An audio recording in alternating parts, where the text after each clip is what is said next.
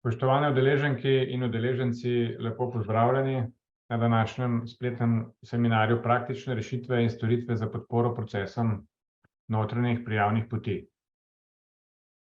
Sem Nena Čutanovac, direktor Združenja za informatiko in telekomunikacije pri Gospodarski zbornici Slovenije, ki je predstavnik IKT sektorja v naši državi. Ena od naših ključnih aktivnosti in dejavnosti je spodbujanje digitalizacije gospodarstva ne glede na panogo, torej digitalizacije kot ključnega elementa sodobnega poslovanja, večanja produktivnosti in konkurenčnosti in v zadnjem času bi lahko rekli tudi zelenega prehoda in trajnostnega poslovanja. V ta namen pripravljamo tudi spletne seminarje na izbrane teme z področja digitalizacije, ki jih namenjamo predvsem udeležencem, torej iz drugih panog. Na primer, naš prejšnji spletni seminar, sicer zelo dobro obiskan v marcu, je imel naslov Priprava na trajnostno poslovanje gospodarstva. Naš naslednji tak seminar, 21. junija, se pravi kmalu, pa nosi naslov Sodobne digitalne rešitve za proizvodna podjetja. Vabljeni tudi na tega, če ste iz proizvodnega podjetja. Danes pa smo skupaj z našo pravno službo pripravili nekoliko drugačen spletni seminar, kjer je razlog Zakon o zaščiti prijaviteljev, ki celovito ureja področje varstva prijaviteljev kršitev. Ker pa zakon potrebuje tudi vzpostavitev novih procesov v podjetjih in zato tudi praktične digitalne rešitve in storitve, ki vam pri tem lahko pomagajo in te obstajajo, smo se odločili organizirati tak dogodek. Verjamem, da zakon prinaša pomemben element v razvoju zdrave družbe, če se lahko tako izrazim, saj prijavitelji oziroma žvižgači odkrivajo in preprečujejo aktivnosti, ki škodijo javnemu interesu, zdravju ljudi ali okolju. Zato je njihova zaščita pomembna in da bo seminar koristen za vse vas in da boste na tej podlagi lažje vzpostavili vse potrebno v vaših poslovnih okoljih. Želim vam torej prijeten, koristen dogodek in predajam besedo sodelavki Barbari Gnilšak, ki bo dogodek tudi vodila. Barbara, izvoli. Hvala lepa za uvodne besede magistru Čutanovcu, direktorju Združenja za informatiko in telekomunikacije. Mi kar nadaljujemo po programu. Predajam besedo magistru Marku Džimoviću, izvršnemu direktorju Gospodarske zbornice Slovenije, ki skrbi za gospodarsko regulativo in politike GZS, ki vplivajo na konkurenčnost gospodarskega ekosistema v Sloveniji, kamor spada gospodarski sistem, podporno okolje za podjetništvo, regulacija trga, odprava administrativnih ovir, gospodarske politike na ravni EU. Marko koordinira tudi aktivnosti za proaktivno vlogo GZS pri odpravi zakonodajnih predlogov in pri pripravi zakonodajnih predlogov in ključnih politik za gospodarstvo. Tako da, Marko, bi ti kar predala besedo. Prosim za tvojo predstavitev. Hvala lepa, Barbara. Upam, da se slišimo. En prisrčen pozdrav vsem udeležencem, ki vidim, da vas je precej, kar je spodbudno in kaže na aktualnost današnje tematike. Zaprošen sem bil s strani kolegov na ZIT-u za en kratek uvid v regulatorne trende na področju skladnosti poslovanja podjetij, kamor nedvomno sodi tudi področje zaščite prijaviteljev. To je še ena v vrsti tiste regulative, katere sprejetje nam narekuje Evropa. Vedno kaj novega dobimo iz Bruslja in tudi ta, bom rekel, zakon o zaščiti prijaviteljev sodi v ta paket, je del močnega evropskega regulatornega trenda, ki podjetjem nalaga nove obveznosti, ki jih morajo upoštevati za svoje skladno poslovanje. Zdaj, če se malo pogovorimo o trendih, lahko bi rekli včeraj GDPR, danes zaščita prijaviteljev, jutri ESG. Tako da vedno je dovolj izzivov za podjetja, kar seveda vpliva tudi na notranje procese, na, bom rekel, razporeditev resursov, na investicije, tako da so taka izobraževanja, kot je današnja, nujna za lažje prilagoditev. Zdaj, zakaj je ta zakon pomemben o zaščiti prijaviteljev? Prvič ustvarja zaščitni okvir za prijavitelje, varne poti, tudi ukrepe za preprečevanje nekih povračilnih ukrepov. Na drugi strani ima pozitivne potencialne pozitivne učinke na ugled podjetja. Zdaj, seveda, ta ugled se meri tako pri strankah, pri zaposlenih, pri investitorjih in vseh drugih deležnikih, ki sodelujejo v poslovnem ekosistemu, tako da na dolgi rok si obetamo tudi teh, bom rekel, težje otipljivih, pa vendar pomembnih pozitivnih učinkov. Seveda, kar bo zanimalo pravnike, pa compliance menedžerje, pa risk menedžerje, je tudi vpliv na zmanjšano tveganje za pravne postopke, za finančne izgube, za okrnitev ugleda podjetja in tako naprej. Tako da to so vse neka, bom rekel, širša vprašanja, če postavimo zdaj ta zakon v kontekst poslovanja podjetja. In pa ne nazadnje, obetamo si, da bo ta zakon tudi pomembno spremenil podjetniško kulturo v Sloveniji, seveda je to tek na dolge proge, da bo pripomogel k spremembi podjetniške kulture, ki temelji na transparentnosti, integriteti in odgovornosti. In je to en instrument, en vzvod, ki bo k temu pripomogel. In ker na GZS delimo vse te vrednote, ki sem jih nanizal, je bila tudi naša vloga v zakonodajnem postopku zelo aktivna, od sodelovanja v delovni skupini na Ministrstvu za pravosodje, že od samega začetka priprave zakona, do konstruktivnih predlogov, pripomb ob upoštevanju seveda interesov naše članske baze, potem do organizacije posveta za gospodarske subjekte. V marcu tega leta smo organizirali en zelo širok posvet, kjer smo želeli tematiko približati čim širšemu krogu gospodarskih subjektov, čezsektorsko, kot je rekel uvodoma direktor. In ne nazadnje tudi dnevno na Gospodarski zbornici svetujemo podjetjem, zlasti tistim, recimo, ki nimajo močnih zalednih pa strokovnih služb, pa se še vedno sprašujejo, recimo, kako posamezen del ali pa člen zakona implementirati, pa jih tukaj usmerjamo, pomagamo, informiramo in ne nazadnje sodelujemo tudi pri tovrstnih izobraževalnih dogodkov, kot je današnji. Tako da, toliko sem mislil povedati za uvod, kot en prikaz trendov in vloge zbornice. Zdaj pa seveda besedo prepuščam strokovnjakom s področja, da vas popeljajo skozi vsebino novega zakona in skozi tisto, kar morate v praksi poznati. Hvala lepa. Hvala, Marko, za predstavitev. Nadaljevali bi pol kar z mojim krajšim delom. Organizatorji so me prosili za predstavitev glavnih poudarkov novega zakona o zaščiti prijaviteljev. Jaz bom delila zdaj z vami prezentacijo. Zdaj, zakon o zaščiti prijaviteljev je Državni zbor sprejel na svoji seji. V bistvu tukaj je, v bistvu, vidite ta prav, 27. januarja letošnjega leta. Objavljen je bil potem v Uradnem listu številka 16, 7. februarja in zakon začne veljati potem 15. dan po objavi v Uradnem listu. To znaša potem 22. februarja letošnjega leta.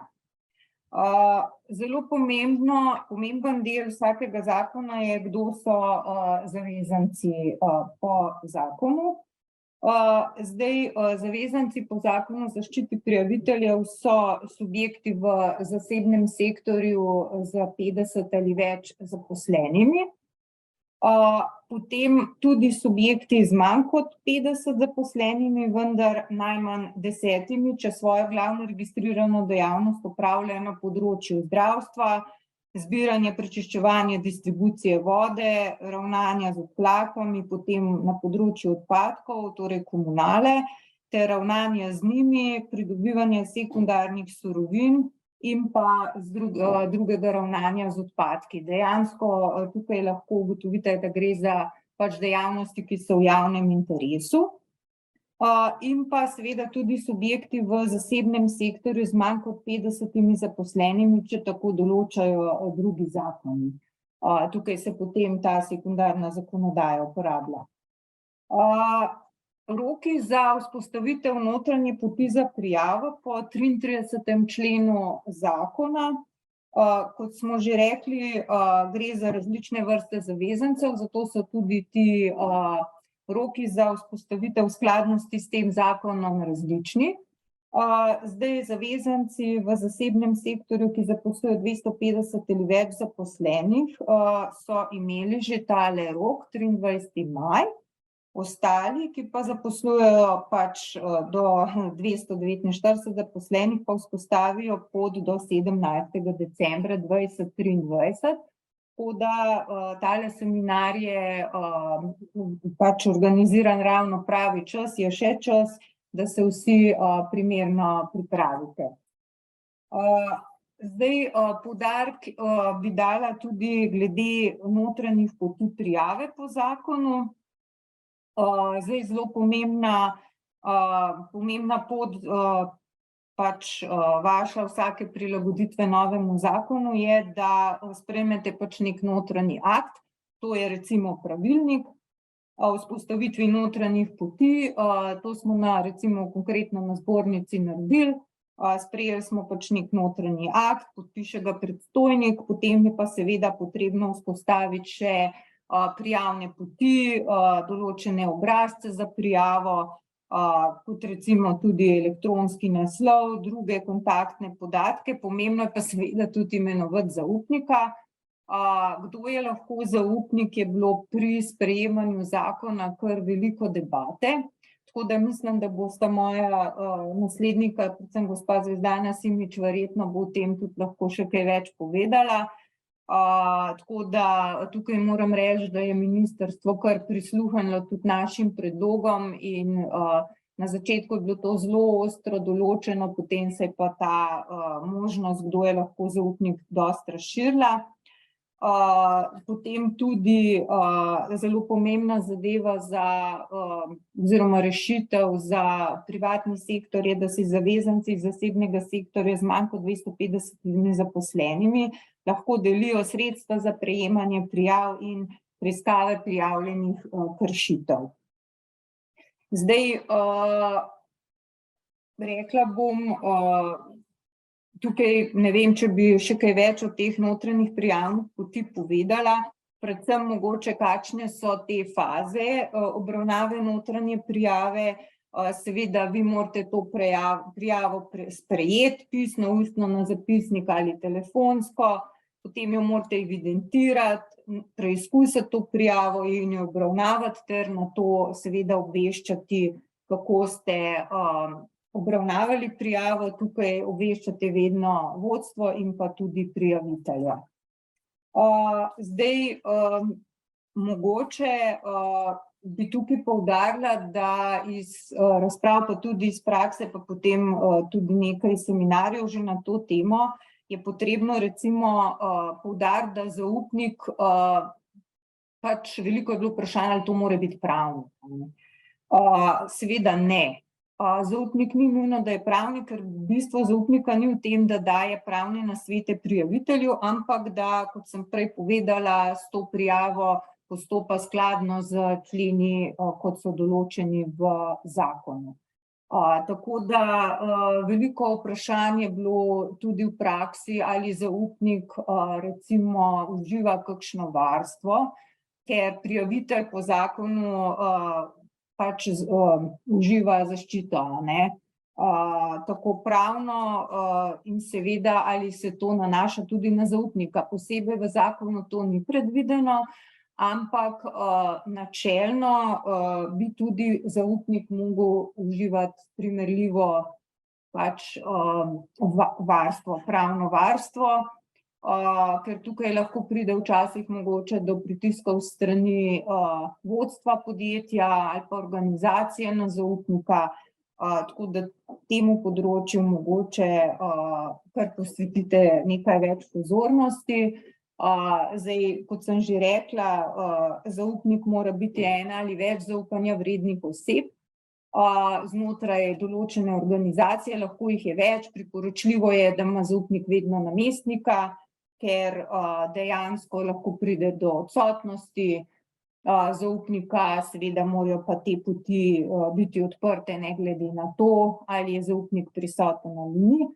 Potem zaupnik prejme preizkus in obravnava kršitve in pa seveda nudi prijavitelju vse potrebne informacije.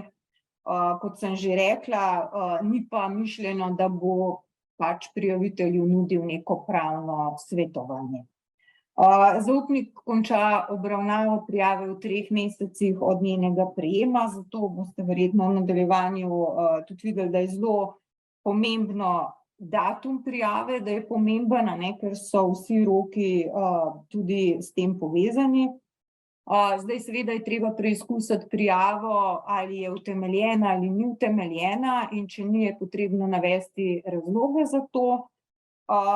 Če pa je prijava bila utemeljena, se pa v poročilu navede predlagane in izvedene ukrepe za prenehanje kršitve, potem odprava posledic kršitve, preprečevanje prihodnje kršitve in pa seveda tudi izvedene ukrepe za zaščito prijavitelja oziroma kaj je še predlagano. Glede na to, za kakšno kršitev je šlo, pa če ocenimo, kakšna so tveganja ter kakšna je morebitna zaščita za prijavitelja.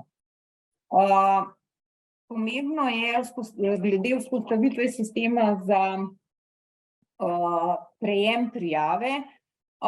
Tukaj bosta pač kolega v nadaljevanju sigurno tukaj zelo podrobno vam to predstavlja.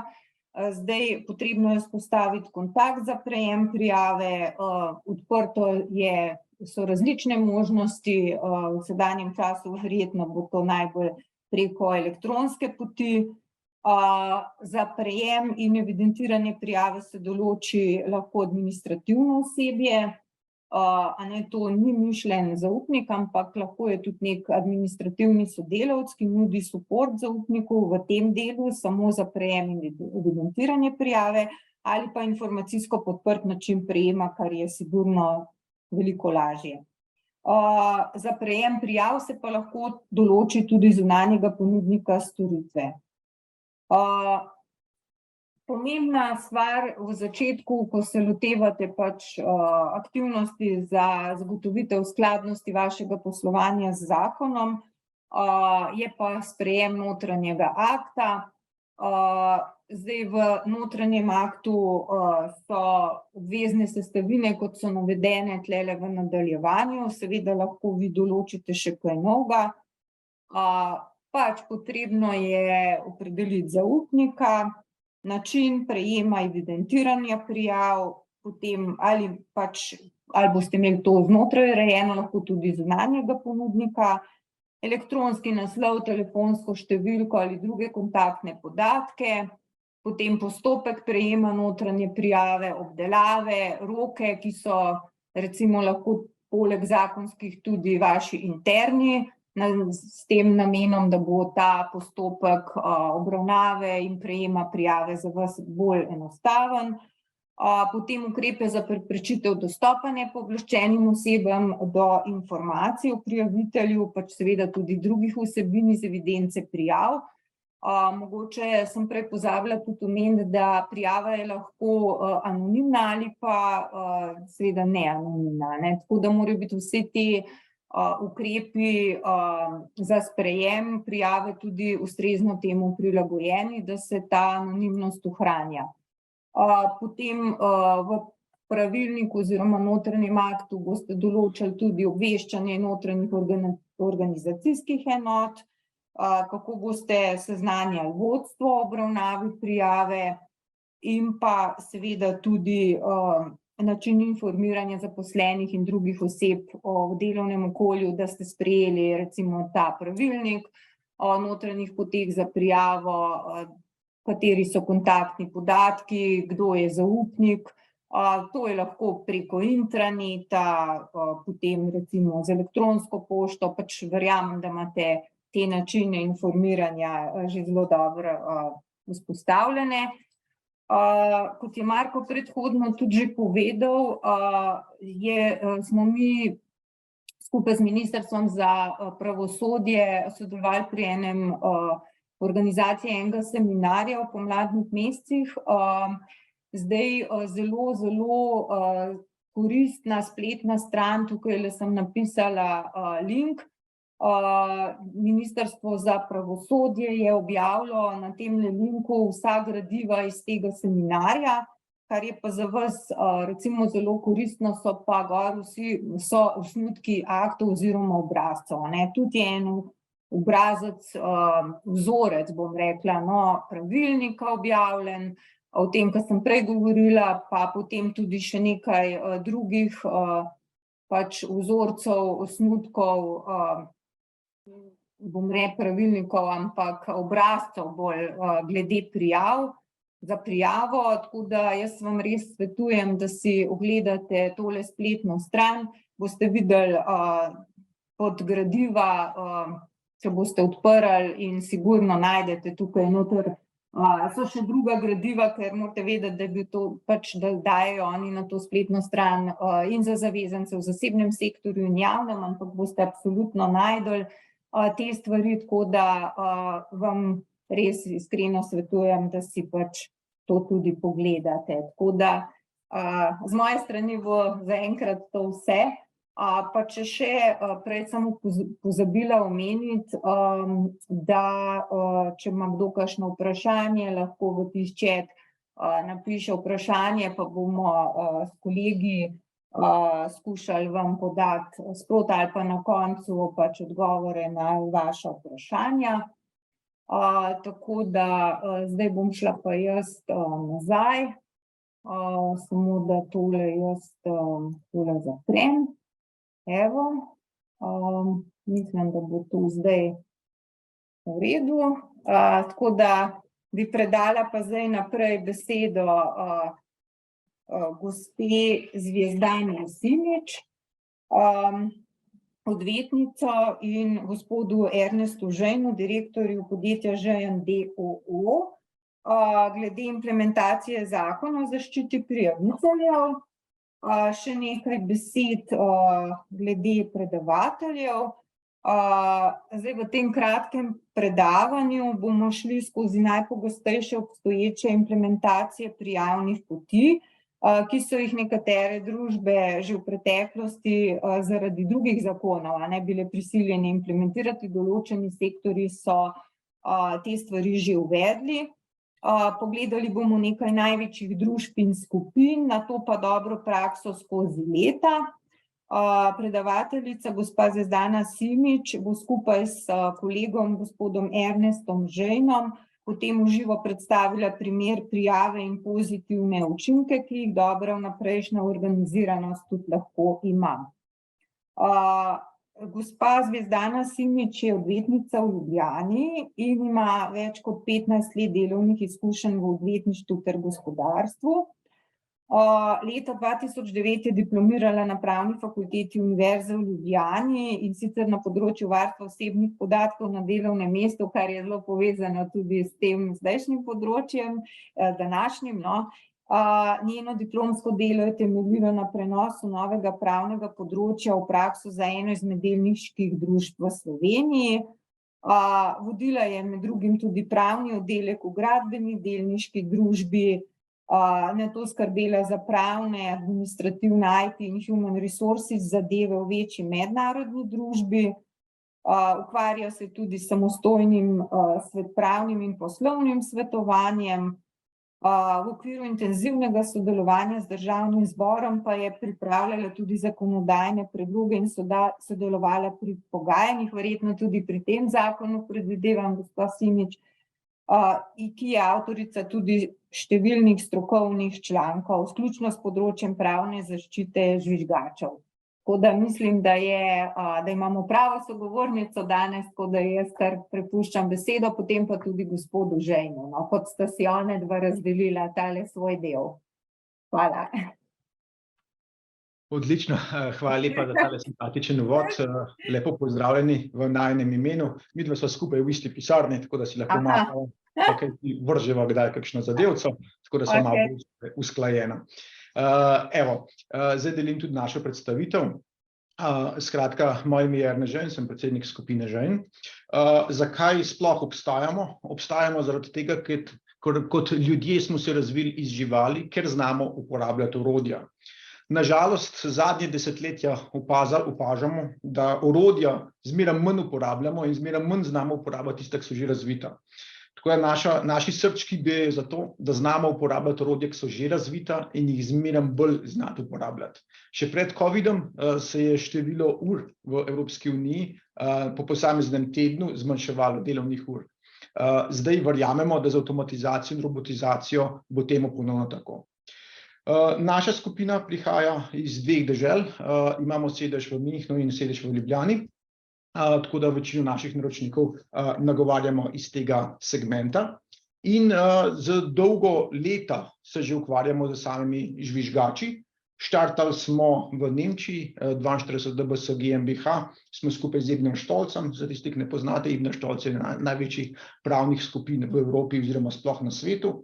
Skupaj z njimi smo že 5 let nazaj dali v produkcijo in uporabo žvižgače. 2 leti nazaj, leto pol nazaj, pa smo z odvetniško pisarno Oberstar z našo kolegico Zvezdano to našo prakso prenesli tudi v Slovenijo, ker takrat smo se začeli pogovarjati o tem, da bo v Sloveniji tudi to obvezno, kar je po tujini že dolga časa praksa. Tako da Oberstar odvetniška pisarna ima, kot je že kolegica prej povedala, ene zelo take simpatične sodelavke, predvsem pa z veliko izkušnjami na področju žvižgačev, tako da bom kar dal besedo Zvezdani. Hvala lepa za besedo. Hvala tudi vsem kolegom, da so mi olajšali pot, zato bo moja predstavitev nekoliko krajša. Koncentrirala se bom pa predvsem na to, kako v praksi vi vzpostavite nek varen komunikacijski kanal, temu rečemo notranjo prijavno pot. Torej, kaj je vam pomembno? Pomembno je, da vsakomur omogočate oddajo prijave. Kaj to pomeni? Ni nujno, da je prijavitelj v delovnem razmerju z organizacijo oziroma s podjetjem. Prijavitelj je lahko kdorkoli. To je lahko recimo tudi študent, to je lahko seveda SP, pogodbeni partner, član nadzornega sveta, oziroma to je lahko celo nekdo, ki še sploh ni v stiku oziroma sploh ne sodeluje z vašo organizacijo, recimo neizbrani kandidat. Druga stvar, ki je pomembna. V vsakem primeru in v vsakem trenutku mora vaš sistem oziroma vaša notranja prijavna pot absolutno ščititi identiteto prijavitelja ter zaupnost vseh prejetih informacij, se pravi celotnega dokaznega gradiva.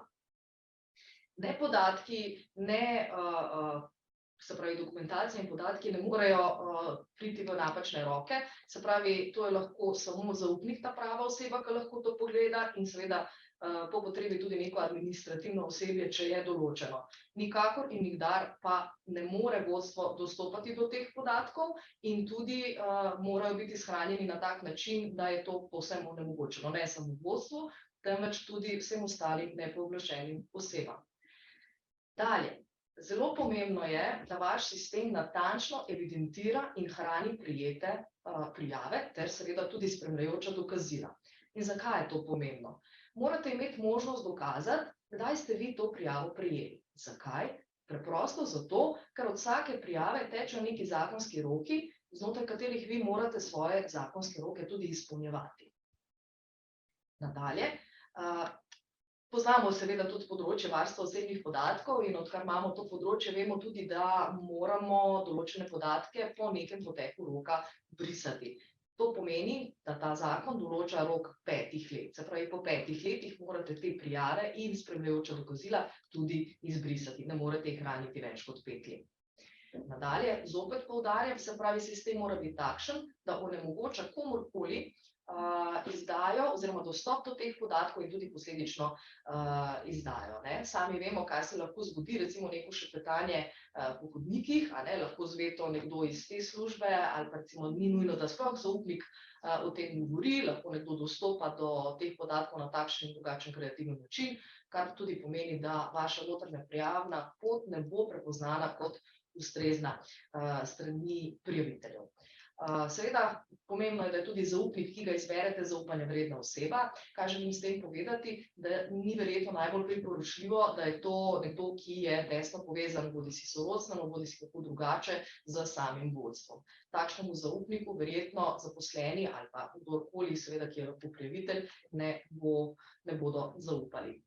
Pomembno je tudi, da vaša notranja pot vsakega prijavitelja prepriča, da je ta komunikacijski kanal zanj popolnoma varen. Zdaj pa, če gremo naprej, kaj pravi zakon? Zakon vam dejansko pušča odprte roke. Zakon le primeroma določa, na kakšen način vzpostaviti ta kanal. Se pravi, to je lahko posebna elektronska pošta.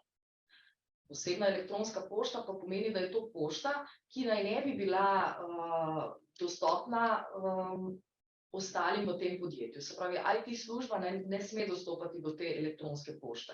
Potem je to lahko posebna telefonska številka za sprejem prijav. Če želite, je konec koncev to lahko popolnoma navadna pošta, se pravi na kuverto, se odločite, da imate na kuverto, napišete, to lahko odpre samo zaupnik. Konec koncev, vi se lahko odločite, da na vrata vašega podjetja postavite nek navaden poštni nabiralnik. Poštni nabiralnik in se odločite, evo, tukaj lahko prijavitelji oddajate vaše prijave, tudi to je možno. Imamo še recimo možnost tudi napotitev direktno na osebo zaupnika, povedo recimo v organizaciji, kdo je zaupnik in kje je njegova pisarna in se na tak način prijavljajo. In tako naprej. Seveda možni so tudi uporaba različnih digitalnih platform, ki prav tako omogočajo to notranjo prijavo in hrambo podatkov. Kaj sem želela zdaj z vsem tem povedati? Se pravi, vi, ko izbirate načine vzpostavitve notranjega kanala, morate biti pozorni na vse tisto, kar sem vam prej omenjala. Se pravi, mogoče, kaj to zdaj na primeru, posebna telefonska številka. To pomeni, da vi, ko prejmete to prijavo, jo morate tudi bodisi posneti, če imate dovoljene strani prijavitelja, ali pa jo morate zapisati. Zakon govori tudi o tem, da takšno prijavo lahko, če to seveda prijavitelj želi, date prijavitelj v preverbo oziroma v odobritev in tako naprej. Bi še želela reči, seveda tudi ta navadni poštni nabiralnik ali pa pošta, navadna pošta, vprašanje je, ali bodo sploh prijavitelji dejansko verjeli, da bo to odprl samo in izključno zaupnik. Ali je njegova identiteta na tak način res dovolj varna? Ali so vsa dokazila poslana res dovolj varna? Tako da to so neka vprašanja, na katere si lahko tudi vsak sam odgovori, oziroma glede na to, kaj lahko on v svoji organizaciji doseže. Se pravi, če lahko doseže absolutno anonimnost in ločite informacije od vseh ostalih informacij, ki so v podjetju, se pravi, to loči nekako od tega osnovnega informacijskega sistema, potem je tudi to možno. Zdaj pa naprej, zakaj je sploh vam kot organizaciji pomembno, da so prijavitelji prepričani v varnost te vaše notranje poti? Tako direktiva kot zakon dajeta prednost notranji prijavni poti. Kaj to pomeni? Če prijavitelj uporabi notranjo prijavno pot v skladu s tem zakonom, dobi zaščito po tem zakonu. Vkolikor prijavitelj smatra, da tale notranja prijavna pot pri njegovem delodajalcu oziroma organizaciji ni ustrezna, se lahko odloči za direktno zunanjo pot. V tem primeru bo prav tako deležen zaščite po tem zakonu. In kdaj je možna direktna zunanja pot? Možna je takrat, kadar zavezanec sploh nima notranje prijavne poti, ali pa tudi, če prijavitelj sam oceni, da ta notranja prijavna pot, ki je vzpostavljena v tej organizaciji, ni ustrezna. Zakaj pa ni ustrezna? To je pa zdaj povezano z razlago in z različnimi indici. Kot sem prej omenila, lahko da se že tako ali tako šušlja po hodnikih, da je nekdo nekaj prijavil in da zdaj vsi to vedo. Ali pa recimo preprosto ni zaupanja v zaupnika. Ali pa recimo ima nekdo res nastavljen poštni nabiralnik na vhodu pod nadzornimi kamerami in zagotovo takšne poti ne želi uporabiti, zato ker zanj ni varna. In tretja stvar recimo je tudi zagotovo ta, da je notranja prijava že oddana, vendar v zakonskih rokih ni bilo nobenih učinkov. Potem je povsem normalno, da bo ta prijavitelj uporabil zunanjo, direktno zunanjo pot in bo te informacije, se pravi, to so lahko seveda tudi poslovne skrivnosti, vse tisto, kar je narobe, bo razkril naprej, seveda pa velikokrat sploh ni potrebe in to niti ni cilj zakona, da bi takšne informacije uhajale naprej. Cilj je, da vsaka organizacija vse težave oziroma kršitve, škodo, morebitno škodo uredi in prepreči najprej sama pri sebi. Zdaj bi pa mogoče še vam predstavila nekaj primerov v praksi, o katerih je bilo več govora. Tudi kolegica Barbara je omenjala to problematiko, tudi sama sem dobila kar nekaj vprašanj iz tega naslova. In sicer, ali zakon sploh ščiti zaupnika? Kako naj jaz, recimo, kot vodstvo podjetja postavim oziroma določim nekomu, da bo opravljal delo zaupnika, če mu ne morem zagotavljati enake zaščite kot ostalim zaposlenim? Se pravi, vsi bodo to vlogo zavračali. Seveda, tako kot vsak zakon, pravniki razlagamo tudi ta zakon. Postavimo si vprašanje, kdo je zaupnik. Kdo je dejansko zaupnik? Zaupnik je nekdo, ki je zaposlen v organizaciji. A je tako? In kot tak ima pravico podati prijavo kot vsak drugi zaposleni. Seveda, zaupnik sam ne bo mogel obravnavati svoje prijave. Kaj to pomeni? Da zanj notranja prijavna pot ni ustrezna, zato bo pa enostavno uporabil direktno zunanjo prijavno pot. In s tem bo seveda zaupnik pridobil celotno zaščito kot vsak drugi prijavitelj, ki prijavlja kršitev v skladu z zakonom. Postavila vam bom zdaj tudi nekaj izzivov oziroma nekaj vprašanj, na katera lahko potem odgovorite tudi vi sami po premisleku. In sicer tako je, zdaj dobite nekaj prijave. Recimo imate prijavo, da prihaja do usklajevanja cen in ponudb za potrebe prodaje in pridobitve javnega naročila med vašim podjetjem in še nekim drugim podjetjem. Ali boste vi to prijavo obravnavali? Ali smatrate, da gre za prijavo, ki se obravnava po tem zakonu? Potem gremo na naslednji primer. Dobite prijavo, da nekdo v vašem podjetju odlaga recimo gradbeni material v Piranski zaliv, v Ljubljanico. Dobro, Ljubljanica sicer ni najboljša primerjava, pa vendar. Recimo, da hočemo pravzaprav vse zaščititi naše okolje v celoti. In vprašamo se, ali je odlaganje nekega gradbenega materiala v morje, v reko, nekaj, kar boste obravnavali po tem zakonu. Potem imamo pa še tretjo situacijo, za katero verjamem, da bo ta najbolj pogosta. Imate prijavo enega izmed delavcev, da on ni prejel regresa, zakonski rok je pretekel, on pa na svojem transakcijskem računu še vedno nima regresa. In ali boste tudi to obravnavali po tem zakonu ali kako drugače? S tem se vam zahvaljujem in predajam besedo kolegu Ernestu Željnu. Hvala. Hvala, Zvezdana. Skratka, kot so že kolegice pred mano rekli in kolegi, zakon je tukaj, to je dejstvo. Naše vprašanje pa naša dolžnost je pa, da čim bolj iz te stvari sebi in lastni organizaciji seveda stvari odrežemo. Tako da naredili smo že 3 leta nazaj analizo v Nemčiji z našimi nemškimi naročniki. Hkrati smo jim omogočili prijavo, kjer komunikacija ni bila možna, povratna komunikacija in testni primer, kjer je bila možna, po nemškem zakonu ni obvezna, namreč dvosmerna komunikacija. No in prijav je bilo 40% več tam, kjer je bila komunikacija možna. Ponovno hočem samo to poudariti, koliko je pomembno in koliko je seveda ta prijavna pot potem za vse lažja, če omogočimo dvosmerno komunikacijo. Zdaj, na kratko bi predstavil, ker sem pač iz programske hiše, bi na kratko predstavil, kako poteka vklop take digitalne rešitve, kakšno tudi naše podjetje našim naročnikom nudi. Skratka, prvo kot prvo se skupaj z našimi sodelavci za urico, 2 usedete dol, da preverimo nastavitve, to je en tak kratek Excelček, ki se ga izpolne. In potem po temu se dejansko že direktno vklopi. Vklopi se tako, da se vzame vaša domena, se pravi vaša organizacija.org primer in ezaupnik.vašaorganizacija.org. In od tega trenutka dalje je v bistvu vaša organizacija že ima svojega digitalnega zaupnika. Vam potem tudi razdelimo takele QR kodice, nalepkice, da lahko na vaše proizvodne obrate, na vaše pisarne, kjerkoli pač poslujete, tudi vaše sodelavce in sodelavke, obveščate, da dejansko samo s telefončkom dvakrat klikne, pa že direktno prijavi. Ponovno, kolikor so kolegice in kolegi prej rekli, prijava je cool, prijava je pomembna, prijava je pozitivna in na ta način je seveda potrebno tudi tolmačiti to implementacijo. In ne nazadnje tudi pomagamo pri internih predstavitvah, tako da kjerkoli z internimi zunanjimi deležniki, kakorkoli konstantno imate tukaj partnerja, da vam pomagamo pri predstavitvah.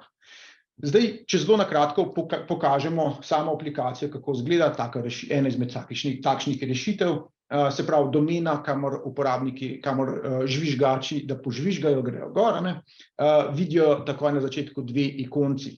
Ena ikonca je, da požvižgajo, se pravi, da prijavijo žvižg, ta druga ikonca pa je, da se vaši sodelavci in sodelavke prijavijo in potem s temi žvižgi operirajo. Zdaj, če gremo na sam proces prijave, je skrajno preprost. Tistega, kar je prijavitelj, povprašamo za nekaj osnovnih podatkov in po teh osnovnih podatkih je stvarca zaključena, vsaj za prijavitelja.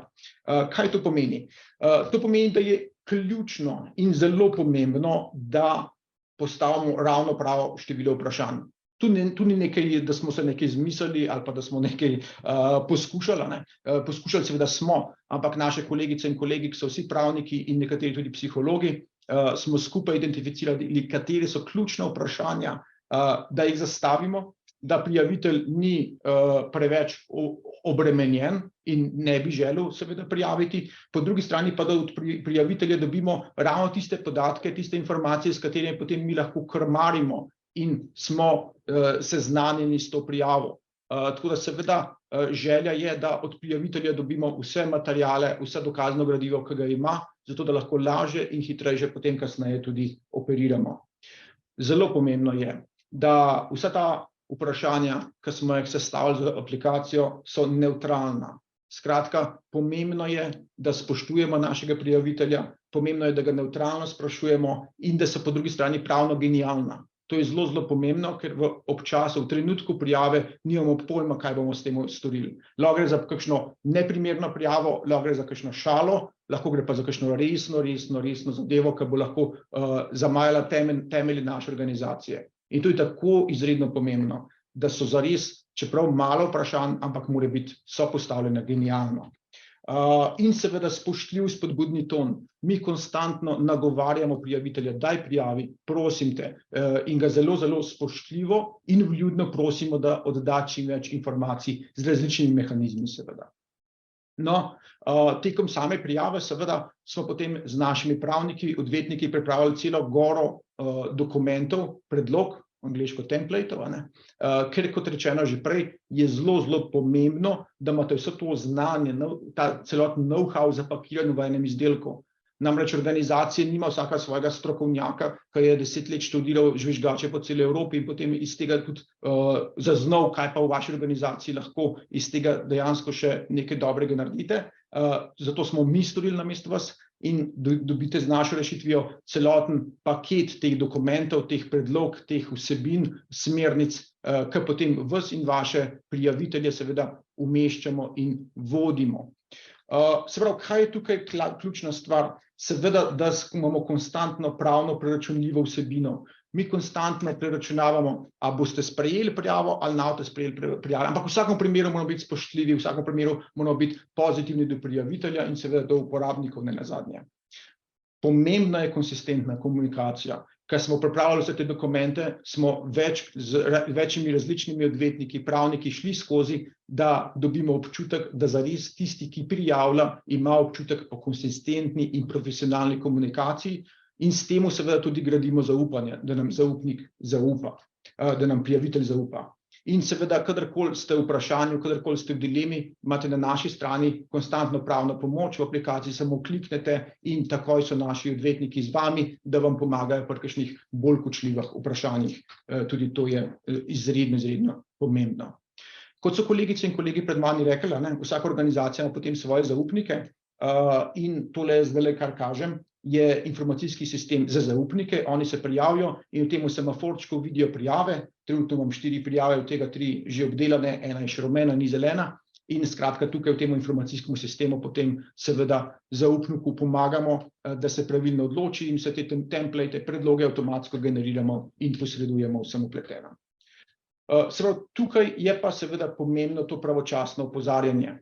Vse kolegice pred mano so že posebej poudarile, kako je zakon občutljiv in zahteva od nas, da se držimo rokov, kar je logično in smiselno.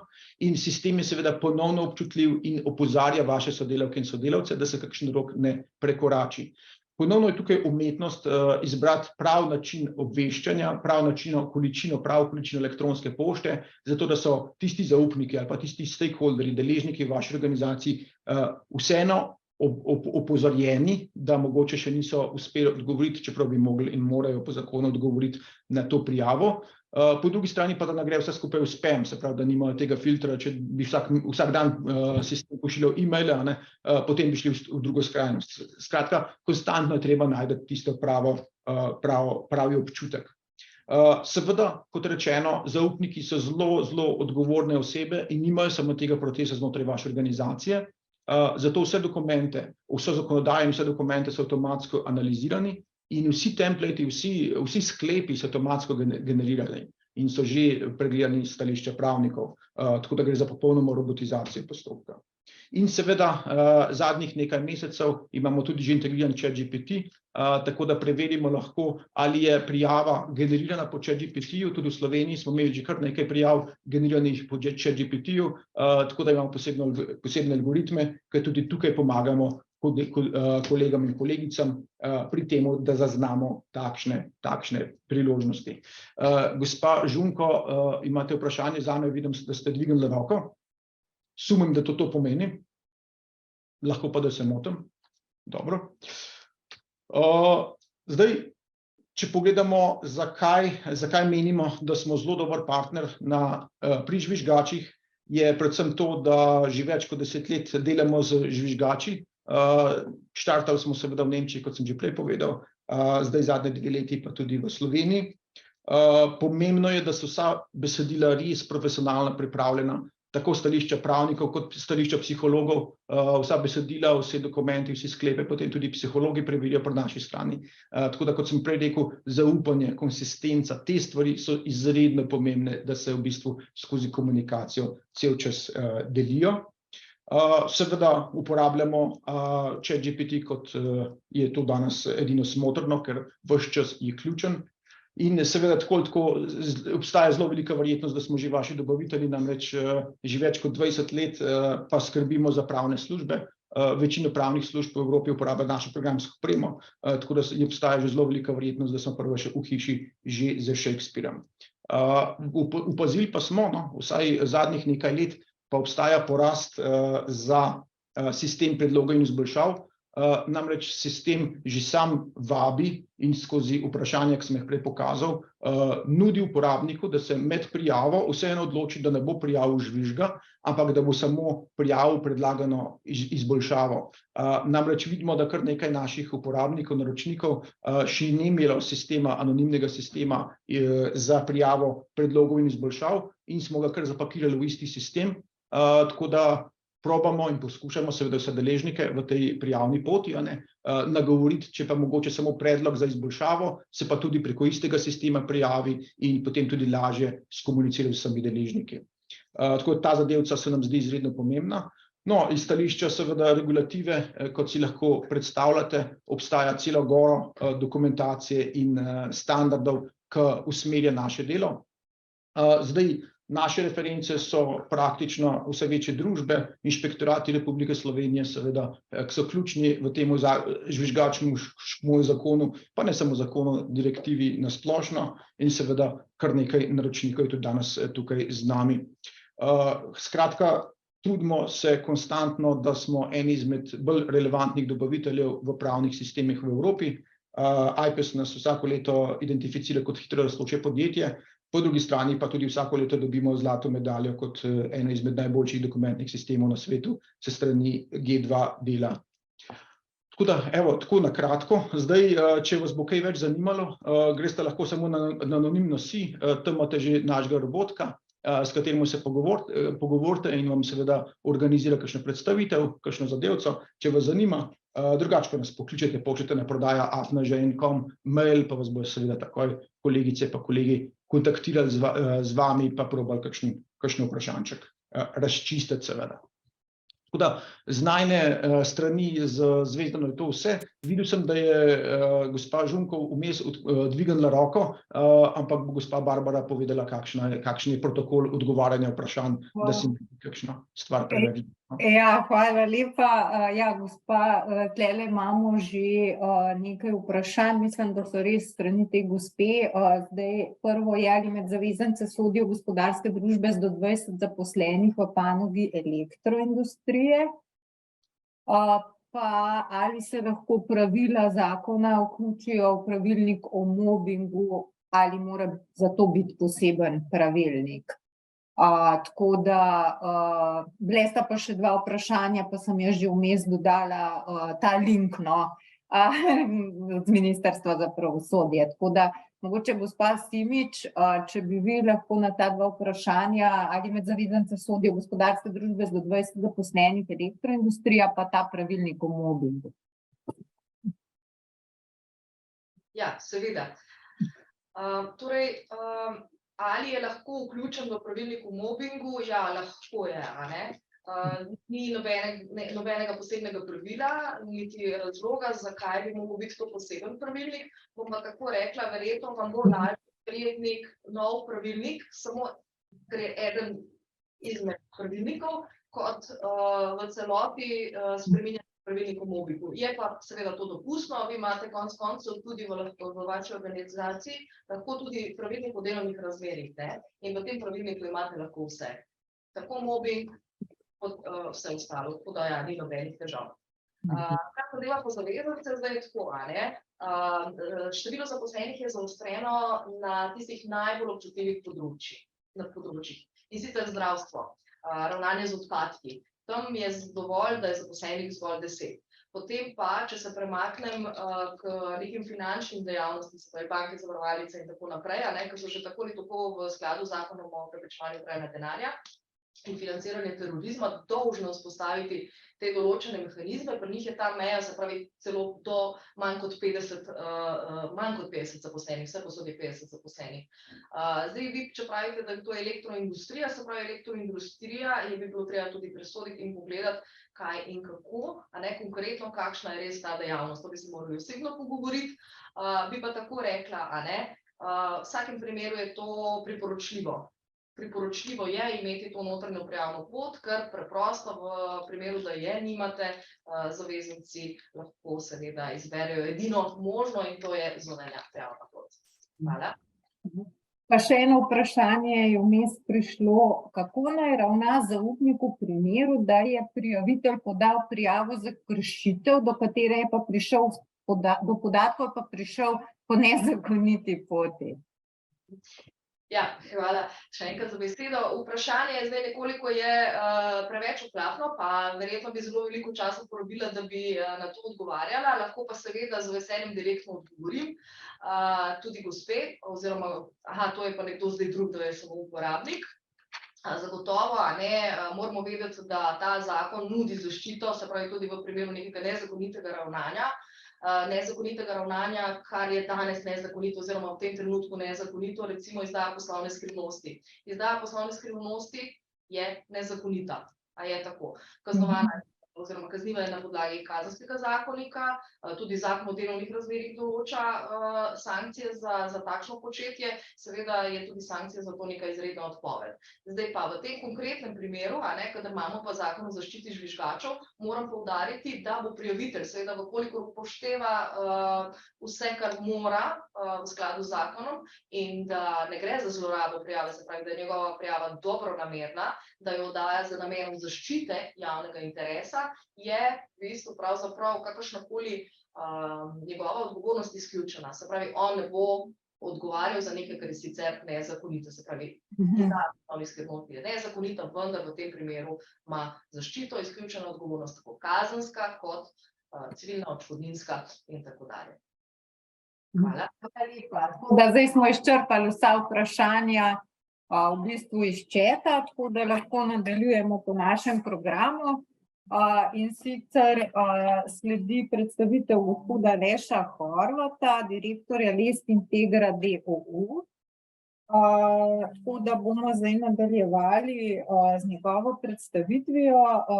S pomočjo Lesc Integra storitev se podjetje osredotoča na svoje poslovanje, medtem ko se pa podjetje ukvarja z izzivi skladnosti. S storitvami boste lažje obvladovali tveganje, ohranili ugled ter gradili zaupanje z zaposlenimi, strankami in drugimi deležniki. Tako da, gospod Horvat, beseda je vaša, pa tudi smo, mislim, da kar zelo poplavljeni. Malo zamujamo, ampak smo odgovarjali na vprašanja vmes. Ni problema. Hvala za lep uvod, se pravi, pozdravljeni še iz moje strani. Kot že omenjeno, sem Aleš Horvat in prihajam iz podjetja Leks Integra. Smo podjetje, ki se ukvarja s storitvami in integracijo informacijskih rešitev na področju regulative. In danes bi vam predstavil naš pristop in neko celovito rešitev, ki omogoča podjetjem skladnost z zakonom o zaščiti prijaviteljev ZZPRI. Zdaj, na kratko, s čim se pri nas ukvarjamo, se pravi, partnerjem pomagamo pri prilagajanju in uvajanju sprememb na področju regulative, svoje znanje in izkušnje prenašamo v rešitve, ki naročnikom zagotavljajo skladnost in varnost, in pomagamo pri uveljavljanju novih praks slovenskim gospodarskim subjektom in javnim ustanovam s ciljem neke maksimalne učinkovitosti in nižanja stroškov poslovanja. Zdaj, zakon za zaščito prijaviteljev prinaša za podjetja obvezo in hkrati priložnost izkazati se na področju transparentnega in etičnega poslovanja. Prijavitelji so nenazadnje neki posamezniki, ki imajo pogum ali dobro namero razkriti nepravilnosti ali podati predloge v svojih organizacijah in zato igrajo pomembno vlogo pri ohranjanju integritete in transparentnosti v podjetjih. Zdaj, zakaj je dobro, da podjetje ustrezno uredi področje prijav nepravilnosti? Ker z dobro rešitvijo prijavne poti in s tem, da ne ovira prijave nepravilnosti, doseže številne koristi. Prva je ziher povečanje zaupanja.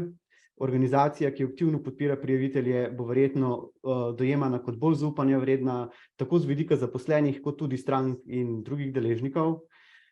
Drugič, uspešno upravljanje prijav omogoča podjetju, da hitro in učinkovito odkrije morebitne težave ali nepravilnosti.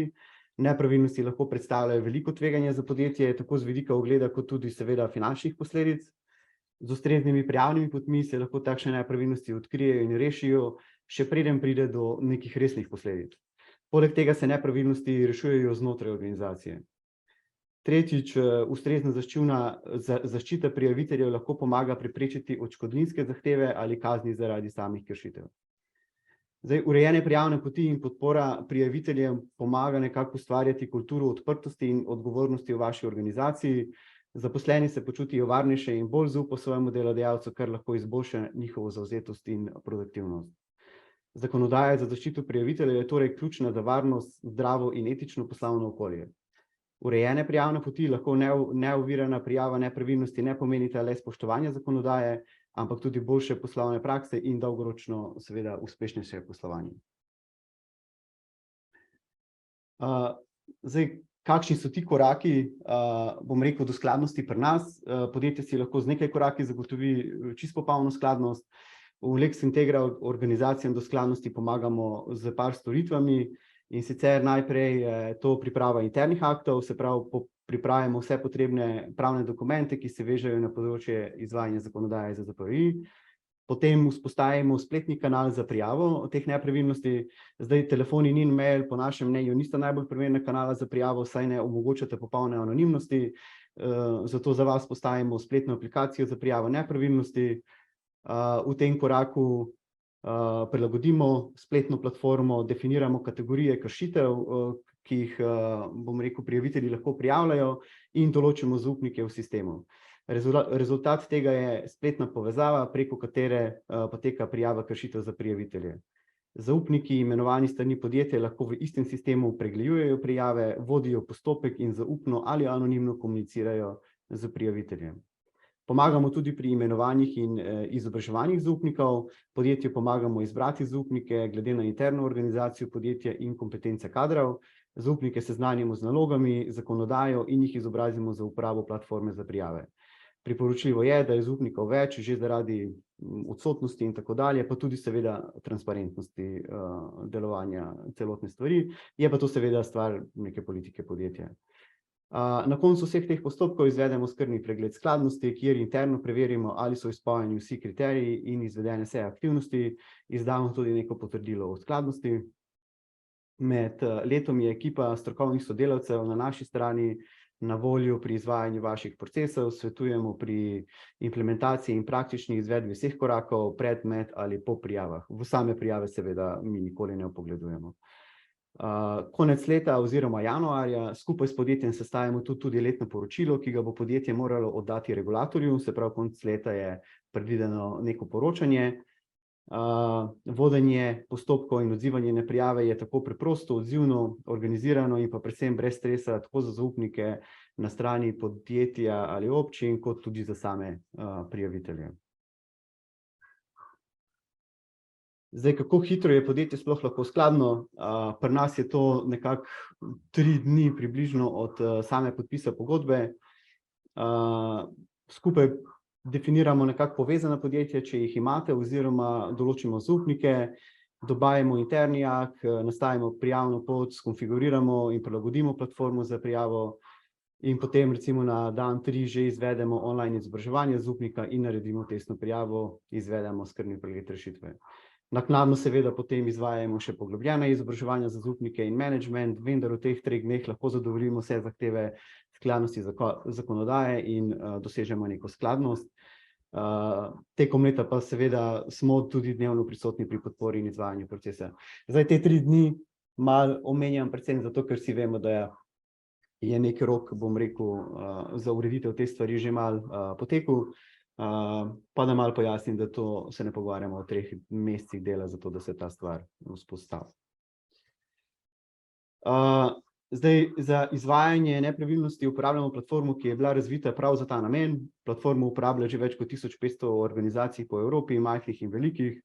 Platforma je razvita modularno in je nekako odvisna od števila zaposlenih v organizaciji, zato je primerna tako za manjše podjetje, občine in organizacije, kot tudi za velika podjetja, tudi za tiste, ki imajo podružnice v drugih državah.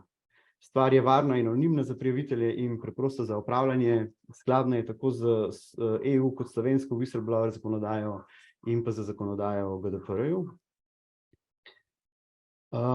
Platforma je sestavljena iz 3 delov, in sicer strani za prijavo, kjer prijavitelj oddaja prijavo in spremlja prijavljeni primer. Modula partner, s pomočjo katerega mi ponujamo podporo vašim procesom, brez tega, da bi imeli vpogled v vsebino, in pa skrbniški modul podjetja, kjer vi spremljate prijave in pa izvajate samo poročanje. Zdaj lahko to si tudi v bistvu v živo pogledamo. Na kratko, če gremo na nek link, ki se ustvari samo za vas, to je zdaj testni link, da poudarim, Gospodarska zbornica Slovenije ni naročila te storitve pri nas. Hoteli smo samo pokazati, da zelo hitro, bom rekel, tudi izgled prilagodimo vašemu podjetju. Platforma ponuja več jezikov, trenutno imamo tle vklopljene samo 2, se pravi slovensko in angleško. Prijavitelj je na tem linku, pravno obvestimo o možnostih in postopkih, ki jih čakajo, in potem prijavitelj lahko ustvari novo prijavo oziroma spremlja obstoječo prijavo. Zdaj, spremljanje obstoječe prijave je pomembno, saj nam platforma omogoča dvosmerno komunikacijo s prijaviteljem tudi po prijavi. Prijavitelj, ko odda prijavo, dobi tako zelo dolgo kodo za anonimni dostop nazaj v sistem, kjer lahko on kadarkoli prije na ta link, vnese svojo kodo in vidi, koliko daleč je ta postopek, ki ga je začel, z vaše strani bil speljan. Zdaj, če rečemo, da bomo prijavili novo stvar, lahko vidimo, da izbiramo, ali bo naj prijava zaupna, se pravi, da bomo sicer pustili svoje podatke, ampak pričakujemo zaupnost, ali pa da je prijava čisto anonimna. Lahko napišemo neke stvari. Izberemo kategorijo, kjer stvar prijavljamo, na katero kategorijo stvar prijavljamo, naložimo neke datoteke, in potem stvar pošljemo naprej. Lahko tudi ustno prijavimo, kar pomeni, da svoj zvok posnamemo. Sistem ima oddelan tudi algoritem, ki popači glas, tako da tudi v primeru ustne prijave je prijava anonimna, saj se ne razloči, čigav glas je. Zdaj, na drugi strani seveda pa zaupniki v vašem sistemu imajo potem na voljo sistem, kjer pregledujejo prijave, določujejo kategorije za prijave, dodajajo nove zaupnike oziroma z našo pomočjo upravljajo z celotnim sistemom. Mi je šel vsem nazaj. Opa. Tako.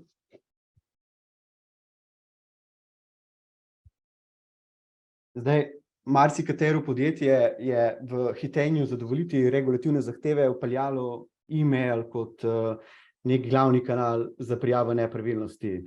To je seveda razumljivo, saj je to možnost mogoče zelo hitro izvesti in je cenovno precej ugodna, kljub temu, kljub vsem prednostim, ki obstajajo, pa obstajajo tudi resni pomisleki glede primernosti medija za prijavo, zlasti iz varnostnega vidika. Zdaj, trije razlogi, zakaj e-pošte ne bi smeli uporabljati kot primarni kanal za prijavo žvižgačev, je, da so vaši podatki izpostavljeni tveganjem za varnost in zaščito podatkov.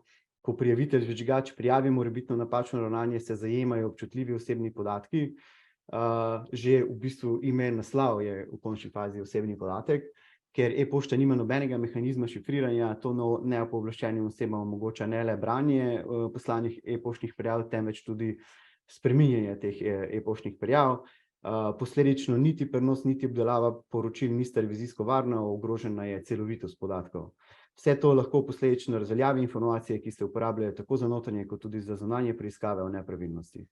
Prav tako ni mogoče predvsem zagotoviti skladnosti z GDPR, ker zahteve glede varnosti podatkov niso izpolnjene. GDPR zahteva, da se občutljivi podatki hranijo v podatkovnih centrih z visoko stopnjo varnosti, kar je zelo težko včasih doseči za samo e-pošto. In zdaj drugi razlog, vaši zaposleni morda ne verjamajo, da bo prijava po e-poštnem sistemu anonimna, povsem upravičeno. Pridobivanje zaupanja potencialnih žvižgačev je ključnega pomena za zagotavljanje predložitve ustreznih poročil. Zaradi tega morajo biti zaposleni 100% prepričani o varnosti sistema in pa načina obdelave teh poročil. V nasprotnem primeru bo veliko bolj verjetno, da bodo morebitni žvižgači spregovorili zunaj organizacije ali pa da se bodo morebiti celo obrnili na oblasti oziroma medije. In pa tretji razlog, e-pošta ne omogoča učinkovite obdelave prijavljenih primerov.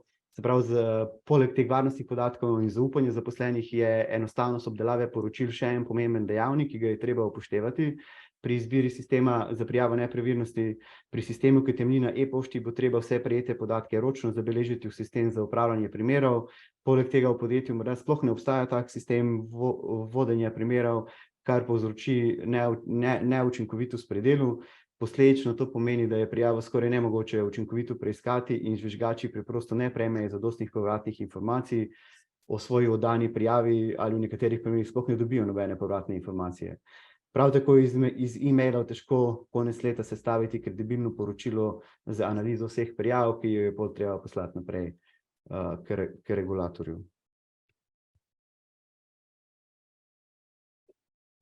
Mi smo se nekako potrudili, da vse storitve prilagodimo vsem velikostim in oblikam organizacij, zato ni nujno, da se podjetje odloči za vse storitve v paketu. Morda nekdo ne bo potreboval kanala za prijavo, ker že ima nek svoj razvit sistem, potrebuje pa interne akte in podporo pri izvajanju procesov. Drugo podjetje ima interni pravni oddelek in ima urejene interne akte, nima pa urejene prijavne poti in ne ve, kako bi se lotili letnega poročanja organov. Za podjetje, ki so nekaj urejala sama, nimajo pa vsega, izvajamo tudi skrbni pregled skladnosti, kjer ugotovimo, kje je podjetje skladno, kje pa morda ni. Na spletnih straneh Lexintegla ponujamo tudi konfigurator storitev, kjer si podjetje lahko samo izbere samo tiste storitve, ki jih v bistvu potrebuje. Za povezana podjetja ponujamo prilagojene pakete, saj prihaja do prihrankov pri stroških licenc. za platformo in ostalih operativnih in administracijskih stroškov. Isto seveda velja za občine, veliko subjektov, kjer je občina solastnik, je zavezancev zakona. Govorimo o osnovnih šolah, zdravstvenih domovih, komunalnih podjetjih in tako dalje. Zdaj, cena, tukaj smo precej transparentni, cena sicer precej variira in je odvisna od števila zaposlenih, števila povezanih podjetij, števila zaupnikov in pa seveda od izbranega nabora storitev. Se pa za manjše subjekte, na primer neke manjše občine, začne stvar že pri 90 evrih na mesec plus vzpostavitev same storitve.